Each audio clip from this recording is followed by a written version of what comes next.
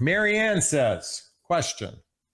Is there anything that you've learned about yourself through the process of getting to know your new girlfriend and now moving in with her you might have realized before?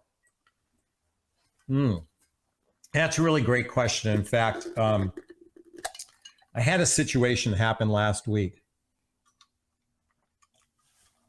So I'm noticing I've always known this, but I have high anxiety when problems arise.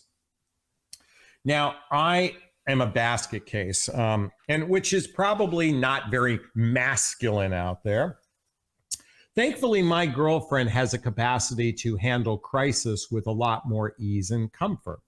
So when I'm in my anxiety, it's usually because a problem can't be solved. And if a problem can't be solved, I feel out of control. This is because my father, this is a pattern that happened in my life because my father would go out of control when there was a problem. And I grew up with immigrant parents who weren't familiar with United States culture. So it was very problematic for my father, and that bled on to me. What I'm also noticing is I take it out on her a little bit and I feel like shit. And sometimes I don't realize it in the moment. And so we had a conversation about this right before the workshop. I said, honey, you've noticed that I have a capacity to go in anxiety, and I appreciate your strength in being able to hold space.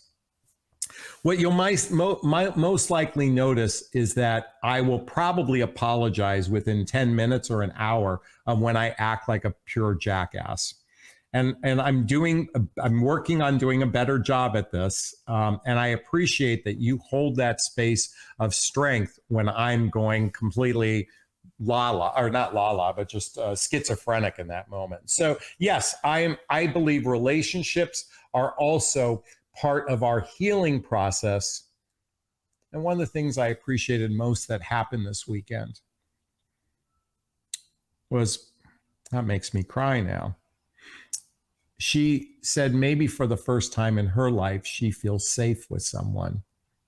And that melts my heart, because I hope I show up as a strong partner to her, because she shows up as such a beautiful, loving, compassionate partner towards me. And when a man cries, as I started this broadcast out, when he's experiencing emotional intimacy, crying is just a melting of the heart. And so it's that man's capacity to put someone as a priority, to be able to be vulnerable, authentic, and transparent. And more importantly, when two people can find that emotional intimacy one another, you'll find yourself and him falling deeply in love with each other.